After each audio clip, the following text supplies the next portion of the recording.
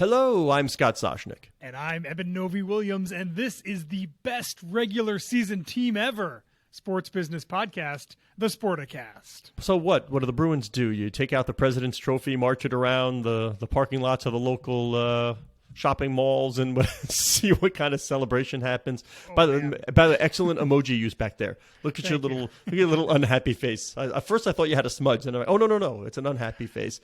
So right there. Put it so you get it right. Get it right on there. Good pointing. I got to tell you, at the start of the playoffs, and I know from a logical point of view, in a logical sense, this didn't make good sense. But our CEO, Dick Glover, asked me, can anybody beat the Bruins? And I said, I don't think so. No. And he goes, I think we bet lunch or something. And he's like, I'll take the field. Now, obviously, in the NHL playoffs, taking the field versus one team is the way to go, right? Bet, yeah. Yeah. And I just said, no, they don't have a weakness. And then the one minor weakness somebody was pointing out was the Linus Ullmark lack of playoff experience. And I go, we're on the eye. I love this. We are doing talk radio here, not business of sport. But I still didn't think it was be enough. They've had Swayman, they have great goaltending, but Bergeron missed the first couple of games. I get it, he was hurt, but man, I didn't see it. I didn't think that this team could be beaten 4 out of 7. You are not alone, Scott. Most people did not, and again, all the money, 40-something% of the money was bet on the Bruins to win the Stanley Cup, and this was again, as I said in the intro, the best 65 regular season wins. I think the best. By win-loss percentage, the best team in NHL history in the regular season, bounced in the first round by the Florida Panthers. And we can bring this back to the business side, Scott.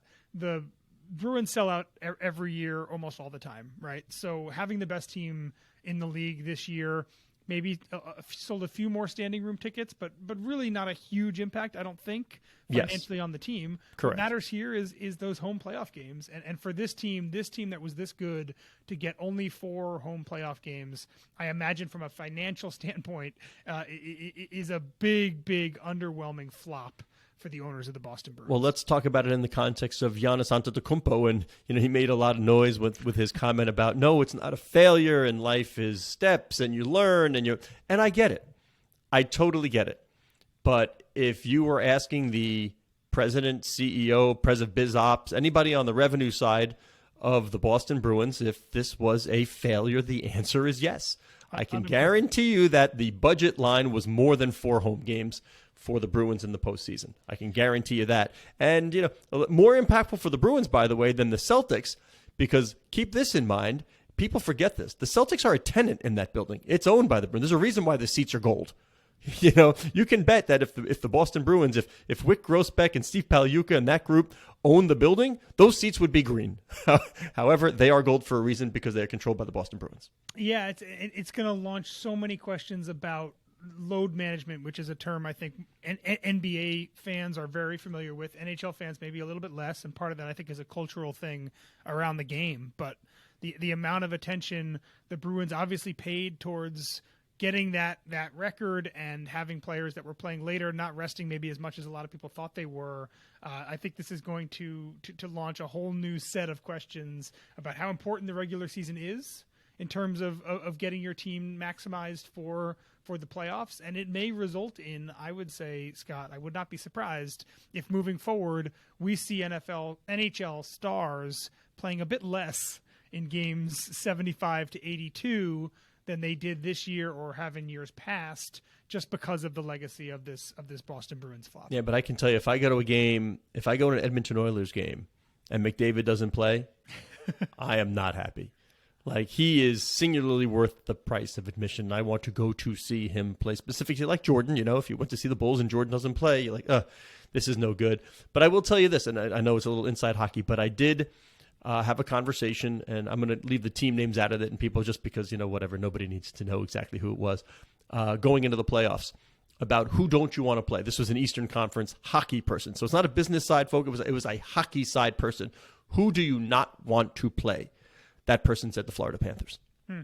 So big, tough, they'll beat you up, great goaltending. They just want no part of the Florida Panthers, and, well, now you see why. You could have made some money on that, Scott. With don't even Panthers suggest. Were a big don't do underdog it. Here. But speaking of making money, though, Eben, because I did, by the way, and this is funny. Now there's a whole lot of teams that this makes sense for, so I'm not telling tales here, and you won't be able to know who it was. But I did send a text message to one of the business side folks, like saying, "Wow, hey, good wins and stuff." And the response was just, the dollar figure per home game more with a big smiley face. That's how people think about it. It's great to advance. It's great the team wins, whatever.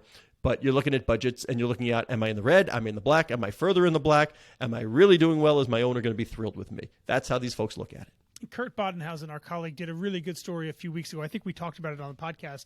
The various ways in which different leagues share postseason ticket money across the league, right? So if in the NFL, almost all of the postseason gate by every team gets shared equally among all the teams as part of the league-wide revenue sharing. Other leagues are very different. The NBA, I believe, is on the other end of the spectrum. They take the least, about 25%. I think the NHL is around 35%. So these home playoff games are a huge deal for every team that is playing in this postseason. It's higher ticket prices. I'm sure the per cap on merchandise is significantly higher. I wouldn't be shocked if parking is a little bit more expensive as well. These are the big difference money revenue drivers. And we can widen this, Scott, wider beyond just this series. I think the shift in the NHL now goes to the two Canadian teams that are left, right? The Toronto Maple Leafs, the one of the most valuable, if not the most valuable clubs in the league. And then in the other side, the Edmonton Oilers, led by two of, if not the two best players in hockey right now. So much attention, I think, now is going to shift toward those two teams now that the Bruins are out and the defending champion Colorado Avalanche are also eliminated. Well, we're talking about marquee. What do people want to see? Yeah, Gary Bettman cannot be happy that the defending champs, big names, big stars, McKinnon and the like, and the Avalanche are out. And certainly you wanted the Boston Bruins. Original six, big names in the playoffs, all that hype about winning all those games. You absolutely wanted them in the playoffs. I'm not sure your casual sports fan will be able to name too many Florida Panthers. Although they will get drawn into if they're still throwing the rats on the ice, the plastic rats, if that comes back. At least that's a way to at least get through to the casual sports fan. My wife was watching the game with me the other night, and they threw it on. She's like, "What's that?" And I explained, and then we went and Googled and saw the old days where the ice was absolutely filled with them, and the goalies would retreat into the net. Yeah. So those are fun stories. I mean, it's not an octopus as in Detroit, and you know why they did that, right? You know why they did that? Yeah. Why did they throw the octopus on the ice? I don't know. Because originally you needed 8 wins to win the Stanley Cup. So 8 tentacles, octo, 8. That's why they threw the octopus on the ice. It's a Soshnick value add there. It was best of 8? How did that work? What do I know? It was 8 to win. That's what it was. That's what it was. So it's 2 series. I see what you're saying. Yeah, fewer teams, right? 7 series. Yeah. Okay. Yeah, there you go. So, things like that can actually draw in casual sports fan, and I hope that the Panthers lean into it. I hope they get it out on social. I hope the NHL gets that out on social. That's how you're going to draw casual fans in. And if Gary Bettman is maybe not so happy with how things are turning out, Adam Silver, I imagine, totally opposite boat. Scott, Steph Curry bailed out the Warriors over the weekend. We have Warriors, Lakers, Steph versus LeBron.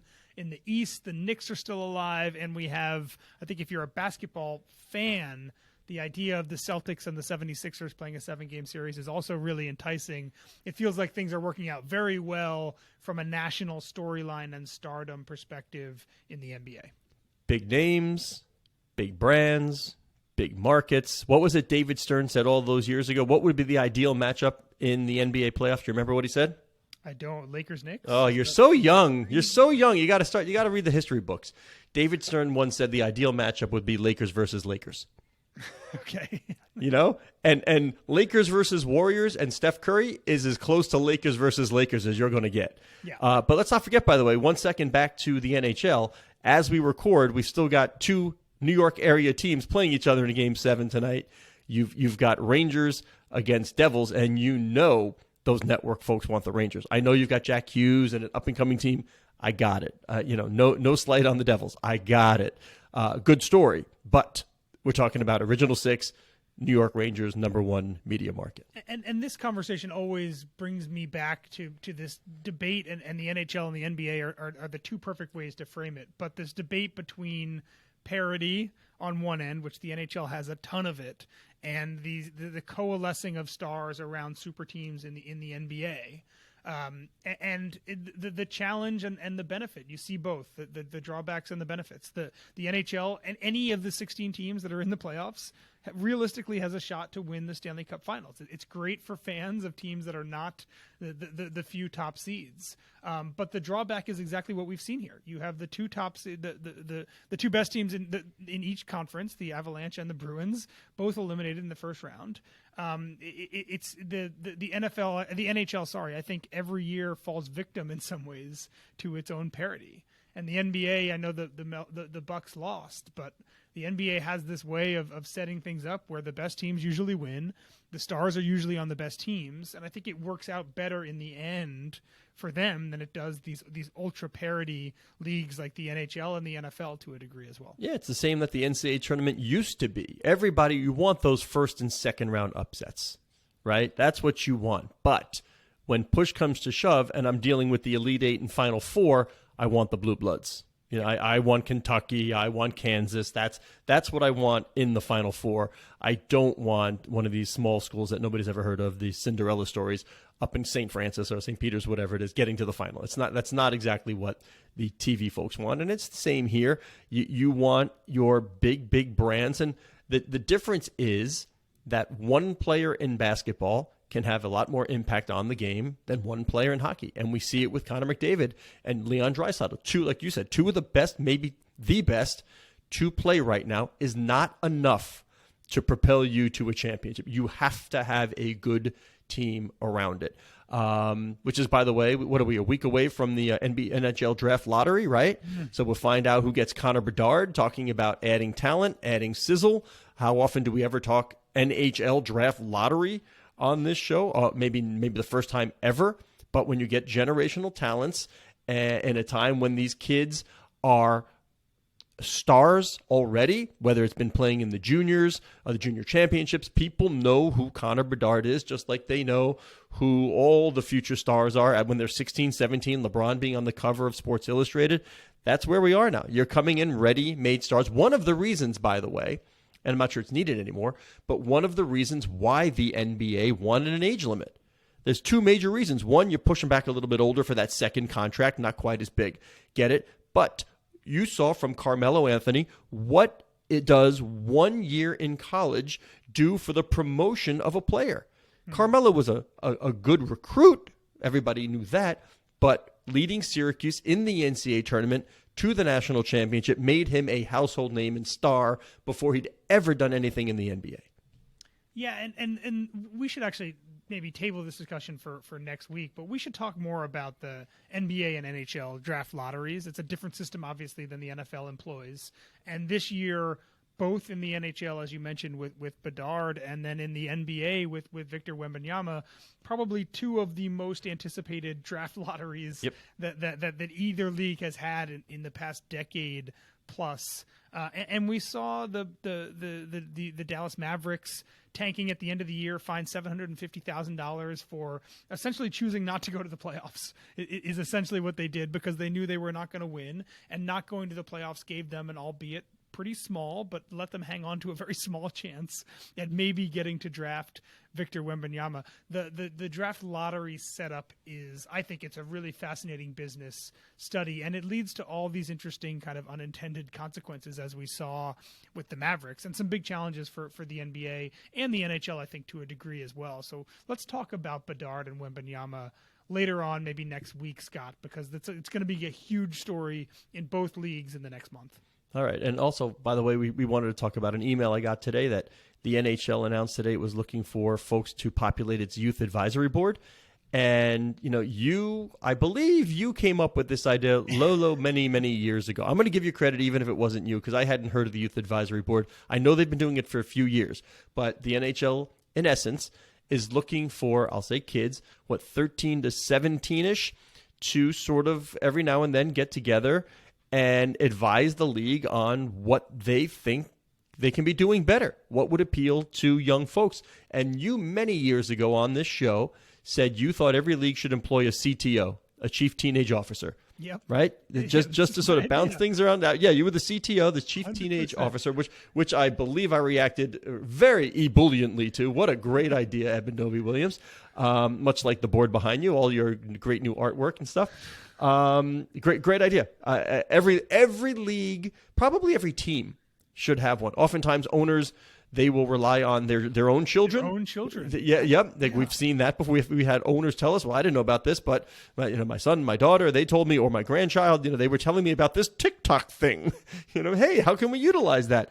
Every team, every league should be employing a CTO, or as the NHL wants, a board of however many it is. How often, Scott, does your focus group of one come up on the show? Every show, because the way in which teenagers right now are consuming sports, the way they're watching sports, the way they're playing games around sports is so different than the way that your generation, my generation, whatever it is, the way that other people consumed it. And this is the central question for everyone in our industry right now, right? Is as the teenagers of today become 25-year-olds and 35-year-olds in the next couple decades, and they're the ones that are driving the economy.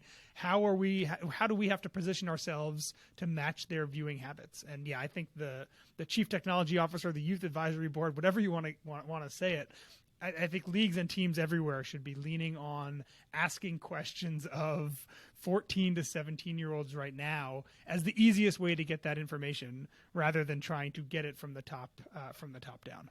Yeah, don't forget, the CTO is not the chief technology officer, as you said. It's the chief teenage officer. And by the way, thank you very much, because you don't realize, normally you get it, but do you know that it is the obvious perfect segue to number 2 on your list on the board? Did you pick up on that? Did you remember that was number 2 on your board? Well, no, you didn't. Backwards no, you didn't. I could tell. I could tell you didn't, or else you would have gone there yourself. I'm like, he's going to do it. No, he's not going to. He doesn't realize it. Go ahead. Transfer to the Phoenix Suns and tell me why talking about viewing habits of this generation fits nicely into a story about the Phoenix Suns. What's old is new again, Scott. For the past 20 years. Rabbit ears. For the past 20 years, NBA, NHL, Major League Baseball teams, almost all of them have shifted to this RSN, Regional Sports Network model, where their local games, local rights are televised almost exclusively on cable networks that you needed to have a pay TV subscription to get.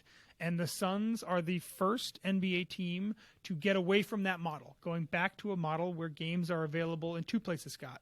1, on free-to-air TV, rabbit ears, as you're talking about, and then 2, in a digital service that fans in the local Phoenix and Arizona area can pay to get via their TV, via their smart TVs, their cell phones, via their computers. I think this is a model, and we'll see. I think this is a model that's going to take off. The RSN business is crumbling, as we've talked about on this show, for almost everybody. Maybe not the Yankees, maybe not the Mets, the Cubs, the Dodgers. There's a few teams out there that are doing very well and will continue to do well on cable television. But if you're a team, I'm going to throw like in Red Sox just because Sam Kennedy listens to the show. 100%. If you're a team like the Suns, who were on Bally Sports Arizona, Bally now, that diamond, the backers of the Bally Sports Networks, now bankrupt, that model was probably not going to be that lucrative for you. So the Suns are opting for reach. My guess is they'll make a bit less money directly from their local rights, being on pay TV through the great television. You guess? You know. Yes, I know, yes. They are going to make less money directly. Matt Ishbia, the new owner of the Suns, told me when I was writing about this last week, he said that the monetizing is not his first concern right now. He feels like if he does right by his fans, makes it available without a pay TV subscription, makes it easier to watch, makes it cheaper to watch, that will filter into more revenue opportunities in the future. And that may be that if more people can watch the Suns, more people start rooting for the Suns, more people decide to go to Suns games. Same with the Mercury. The Suns and the Mercury have, both of those teams have transcendental stars in the NBA and WNBA right now. Brittany Griner, Chris Paul, Kevin Durant, Devin Booker. Matt Ishbia's plan really appears to be, I want as many people in the Arizona area watching these people as possible. And if more people are watching it, I'm going to figure out a way to get that money from them in a different way. That's always the rub. What have we heard from every sports league that's had a media deal coming up, and the NBA now coming up, and the NFL when it was negotiating its new deal? What are we prioritizing?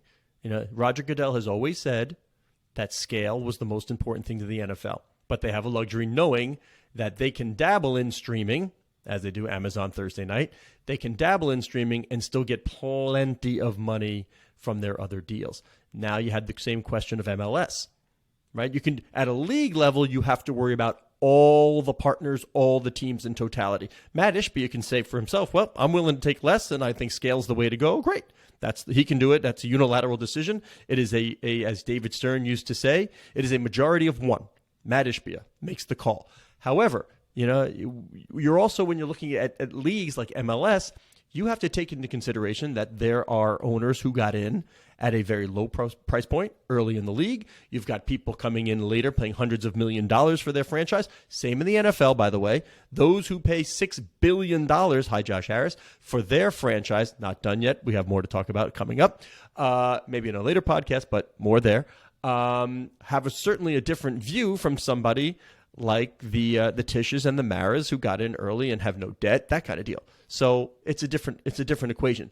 The MLS sided on we need to take the money, and then I'm not sure if they tried to sell the public and themselves on the reach will be there, and here's all the other benefits of being in one place.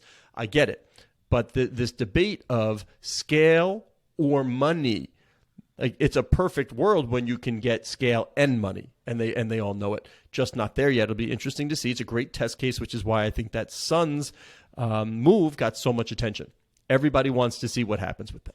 Exactly, and there are dozens of professional NHL, MLB, and NBA teams that are part of the Bally network right now. There are others that are on AT&T RSNs. There's a lot of teams. It's not an exaggeration to say there's dozens of professional sports teams out there that are now thinking about these exact things. If the RSN thing doesn't work out, or if this specific RSN setup doesn't work out, what do we want to do?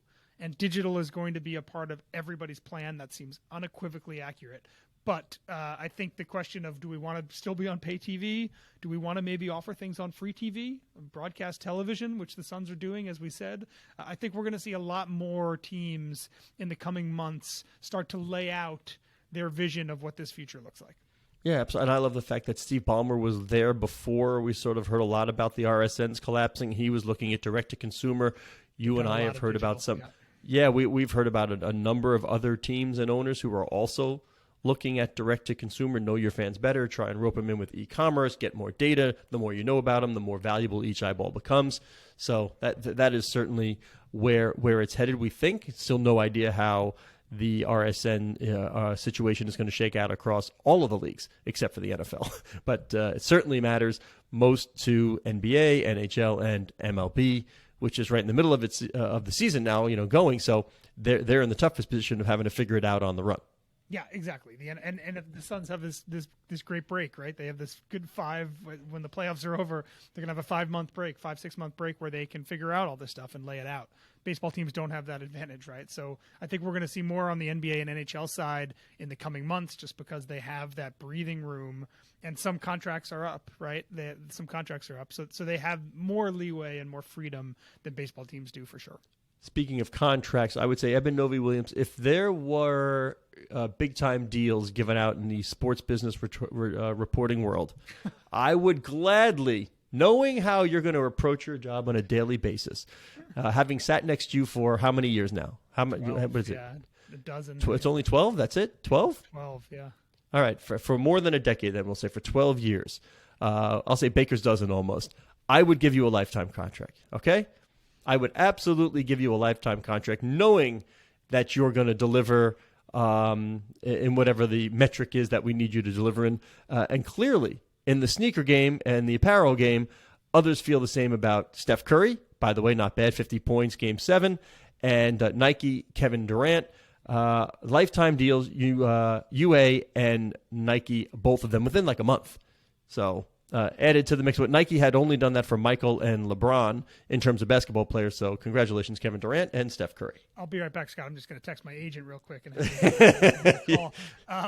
So really interesting in the span of a couple weeks, as you mentioned, two NBA superstars, two different companies, both getting these lifetime deals. I mean, we could start with Steph. I tie these two together, Steph and KD. I don't know if you remember the full story of when Steph left Nike. But when Steph, in the beginning part of his career, was a Nike athlete, And when it came time for him to sign his second deal, essentially, when he was on the cusp of becoming an NBA superstar, they gave a pitch to him in the Bay Area that included slides from KD's deck that they had forgotten to change the name of. So it had Kevin Durant's name instead of Steph's name on. I think they also mispronounced his name at one point, one of the Nike executives. And Steph and his father have said in past interviews that was the nail in the coffin. They realized right then that maybe Steph should not be working with Nike, should be going elsewhere. So right around that same time, KD extended with Nike and Steph went to Under Armour. I think it's fair to say that both those deals have worked out very well for both those players, and clearly worked out well for Nike and Under Armour because they're getting, as you said, these huge lifetime deals. Steph, I think it's not an exaggeration to say he's been a multi-billion-dollar asset for Under Armour. When he signed there, they were barely a and not just in basketball, by the way. Exactly, they were barely a player in basketball. He's put Under Armour on the map there, and then beyond that, he has a whole apparel line. Right, he has done a wonders golf apparel, for Under Armour, golf apparel. KD has a shoe. I know he has his own logo, but it's not something I see all that often. I think the KD Nike relationship is honestly for me, and I'm curious to hear your thoughts, a little bit harder for me to fully understand. But the Steph Under Armour world makes total sense to me. Under Armour has given up so much of its big team, league, college sponsorship deals. They were going to be the jersey provider for Major League Baseball. They gave that up. They've gotten out of their deals in UCLA and Boston College and Cal. The thing that they really value is these individual athletes. It's The Rock. It's Steph Curry. And clearly they want to keep that going for a long time.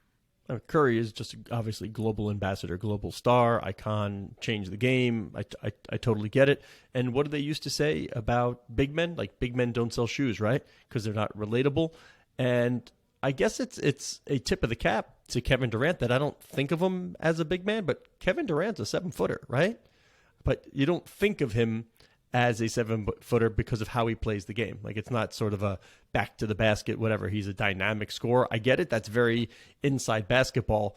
But I don't think I put Kevin on the same plane as Steph in terms of global icon. I don't know why. I just don't. Like, I mean, Steph sort of like invigorated a whole bunch of, I know he's not like 5'11", but, Steph's a little guy. It's relatable. That was always the thinking behind 100%. guards, is that they're much more relatable. Like, hey, he can do it. So look, he's not 7 feet tall. But hey, we'll see what happens. Interesting to see that these two, just within a span of a month or so, that 2 lifetime contracts were given out. If you were to take both Steph and KD to China, they'd obviously both be huge stars. But do you think there's a larger difference because of what you just said? Do you think one of these guys has more resonance in other markets beyond the U.S. than the other? Yes. I think I've seen Steph walk the streets or go and do promos around Asia, and it's, it's a mob scene. Absolute mob scene. He's just he's changed the face of basketball with the 3-point shooting. Everybody's into it now, and it's analytics, and he just does things that we just have not seen before. So yeah, I think Curry, for those reasons, for me anyway, I think has more resonance on a global basis. Yeah, I think that's right. All right. Well, we're already late for our weekly meeting. And by the way, it was raining in our area for the past 2 days. So because I was inside and the focus group of one was on the Xbox and he didn't have any scheduled baseball games and there was no need to be on the ice right now, I went to Netflix and I watched some of the King of Collectibles. Actually, I watched them all. I planned on watching one episode and I texted Ken Golden. I said, hey, I've got my wonton soup, I've got my dumplings, and I'm settling in for episode 1. And, he sent back a pretty funny emoji. But then I went episode 2, 3, 4, 5, 6. I know the world of collectibles, but I don't know the world of collectibles, if that makes any sense. Found it very interesting. Of course, Peyton Manning, executive producer on the project, he's in there as well. We see Mike Tyson. Really interesting to see just sort of behind the scenes how Ken goes treasure hunting. Ken and his team, I should say, go treasure hunting, and just what's become of the collectible space. I myself am not a Pokemon card collector, but to see him opening boxes and getting excited, I think we should have Ken on the show sometime soon just to talk about it. Steve Cohen invested in the company, Golden Auctions, but I think it was, 2021, right? And coincide with the explosion of collectibles. I think I want to have Ken on the show just to discuss sort of where it was, where he is, where it's going. I'm fascinated by it. Let's do it. All right, he says okay, so you'll have to write it on the board. You're the one that has to do it. All right, he is Eben Novy-Williams on the Twitter, Novy_Williams. I am Scott Soshnick on Twitter @Soshnick. Our producer is Matt Whitehurst. Thank you very much, Matt. Our digital media editor is Cora Veltman. She loves it when I remind you that the show can be found at Sporticast, which is the hub of the Sportico Media Network.